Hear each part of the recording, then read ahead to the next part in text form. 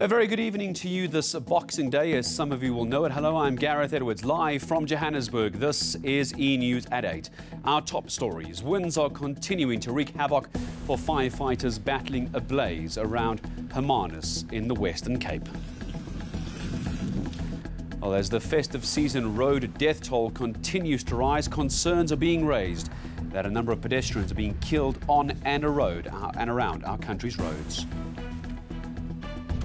As road fatalities continue to sadly climb this festive season, authorities are focusing on improved driver behaviour, but some of the most vulnerable commuters are not even in cars. Nicholas Bauer takes a look at how pedestrians are affected by the annual spike in road deaths. Of the over 14,000 people that died on South Africa's roads in 2017, over 4,500 were pedestrians, making them among the most vulnerable of commuters. Pedestrians to really take care, because almost half of our road fatalities are actually pedestrians because of what is known as jaywalking, and in most instances those people sometimes have alcohol in their blood. But also others are hit because of drivers who are reckless. Being on the road during the festive season is dangerous. But while drivers can take numerous precautions to make their journey safer, pedestrians don't have many options for a safer commute. We change the attitudes of not only the drivers but the pedestrians and say, listen, it is not safe to walk here. Rather, let's be safer than sorry. Err on the side of caution and take the pedestrian bridge or the crosswalk, or whatever the case may be. In spite of the statistics, the pedestrians we spoke to were adamant that they take all the precautions necessary to ensure their journey by foot is safe. Depends with the traffic and then how people are driving, and sometimes the robots are not working. So on that, I think it's better to make a plan that the bridges, you can get more bridges, and that can be more safer than that. It's not safe. It's not safe to cross because you can't even check all both sides to see maybe there is an oncoming car. This will continue to be a challenge. South Africa is still grappling with spatial planning for a growing urban population, and main roads or sometimes even highways cross directly over pedestrians' routes home. Nicholas Bauer, Johannesburg. Well, firefighters are trying to contain a raging wildfire that is on the go in Hermanus in the Western Cape. Let's bring you the very latest here on eNews. I'm joined live by Leanne Jansen. She joins us. And Leanne, blazes still on the go behind you. It started yesterday. Where are we this evening? Hi Gareth, well about 30 minutes ago we were actually standing in this bush. It took 5 minutes for this fire to jump 4 meters towards us. Now you can clearly see that the fire is now almost reaching this farmhouse just alongside me, and this is a farmhouse that belongs to Willie van der Westhuizen, and who we'll speak to in just a minute. But several other firefighters, additional firefighters, have now made their way here to Afdak's Refuge, just on the outskirts of Hermanus, to help battle this blaze. The wind has picked up somewhat. A strong northwesterly wind had fanned these flames from last night into today. It started around noon yesterday. And firefighters were hoping that the wind would die down. It did die down somewhat, but it has now picked up again. But let me just get to Willie van der Westhuizen. And Willie, thank you so much for joining us. You told me earlier that you were on the highway when you saw the fire, and you automatically knew that your house was going to be threatened.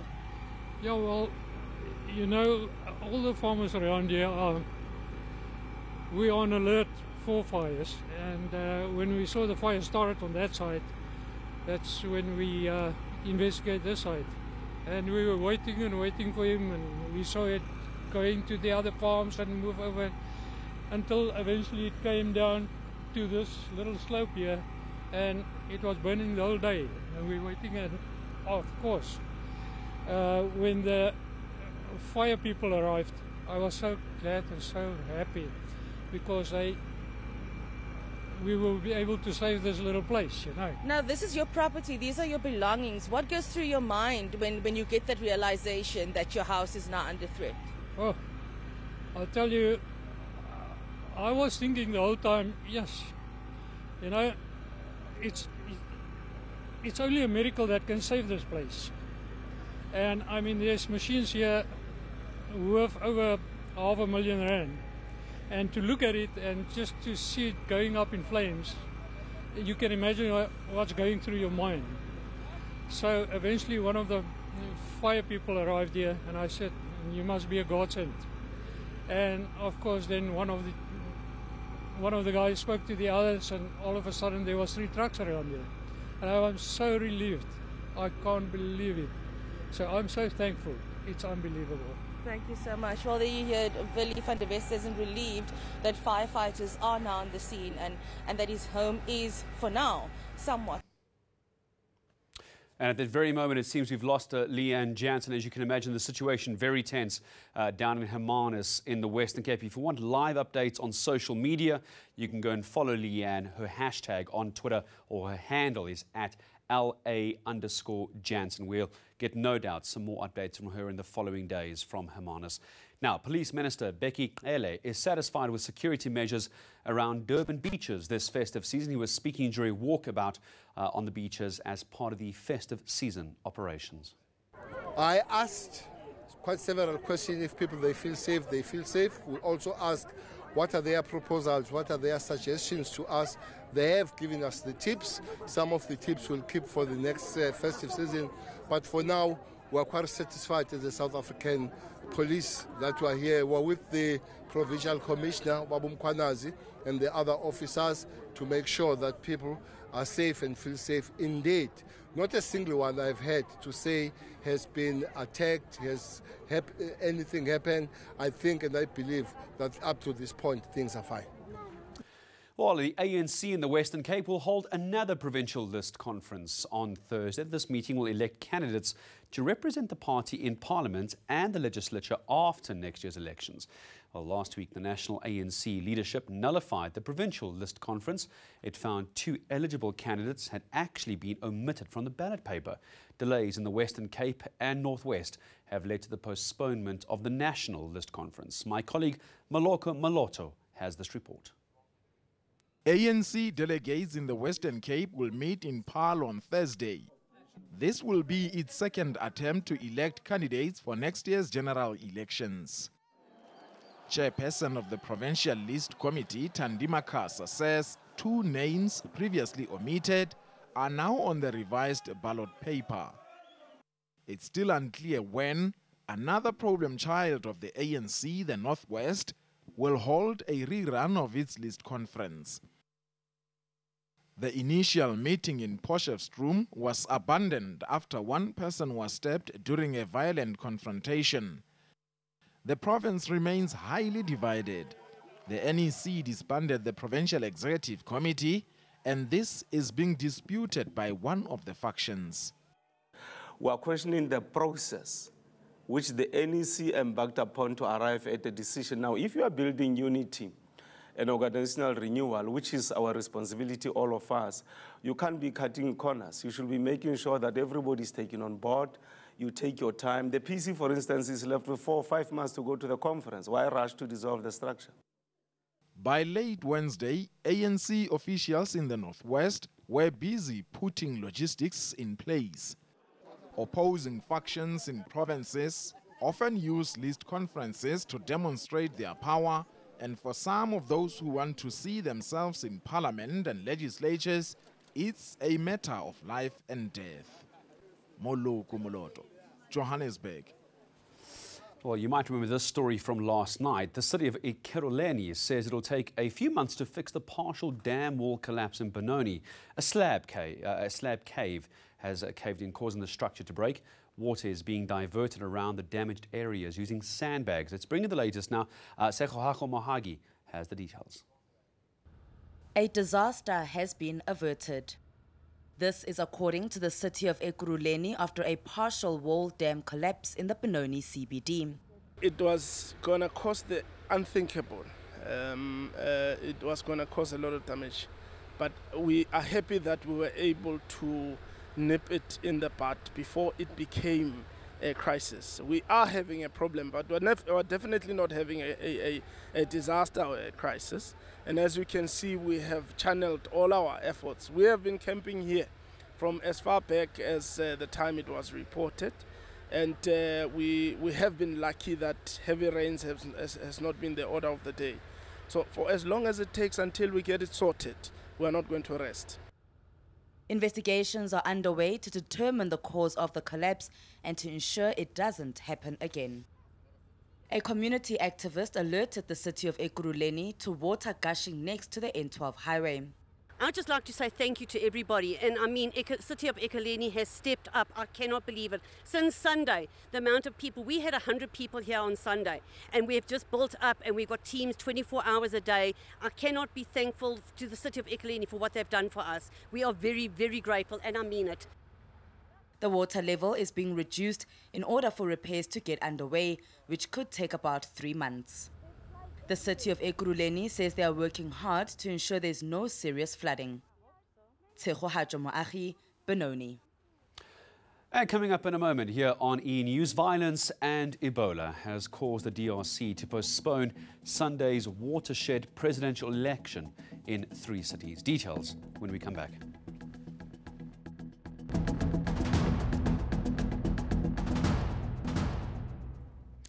Welcome back. Could the development of autonomous weapon systems, or killer robots, if you will, lead mankind into World War III?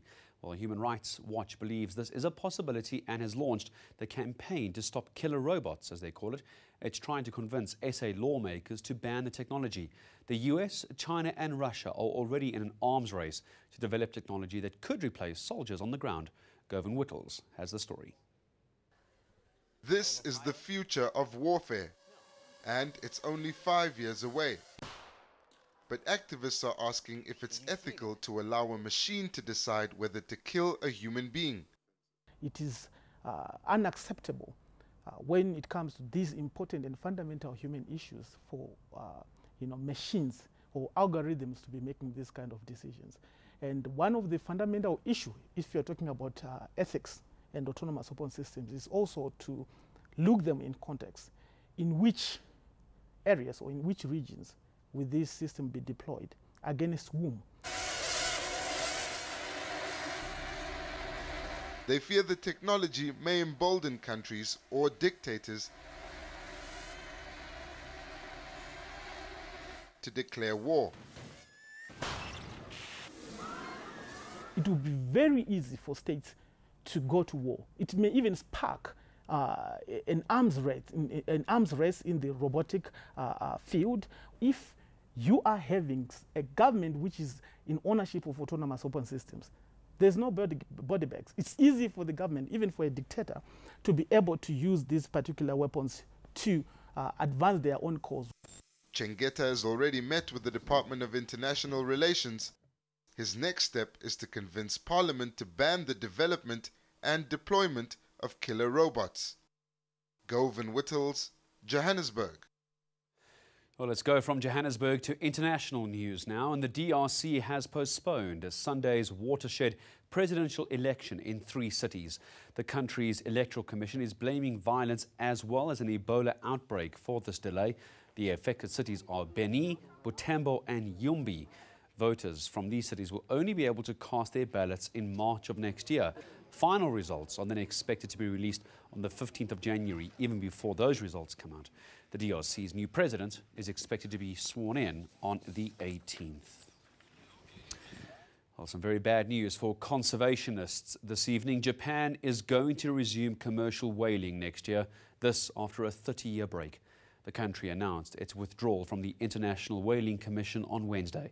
Here's more on that story. Japan is receiving criticism from the international community and anti-whaling activists. It's withdrawn from the International Whaling Commission. It plans to resume commercial whaling next year. The International Whaling Commission imposed a moratorium in the 1980s due to a dwindling whale population. Japan has been fighting the issue within the commission for the past 3 decades. It says the commission has not lived up to its dual mandate when it was set up in 1946. Tokyo argues the commission was supposed to find a balance between conserving whales and ensuring the development of the whaling industry. Conservation groups claim that the country has never stopped commercial whaling. A recent report by the Animal Welfare Institute found Japan, Norway, and Iceland had killed almost 40,000 whales. It said Japan was responsible for over 22,000 of those deaths. Japan maintains its annual Antarctic whale hunt was done in the name of scientific research. That argument was rejected by the International Court of Justice in 2014. It ruled that Japan's Antarctic hunt had no scientific basis. Japan says it will limit whaling to the country's own territorial waters and exclusive economic zones. The withdrawal will take effect at the end of June, with commercial whaling resuming in July. After the break, dozens of surfing Santas, we get this every year, I love them, took to the waves of Cocoa Beach in Florida, all in the name of charity. We'll tell you about that when we come back.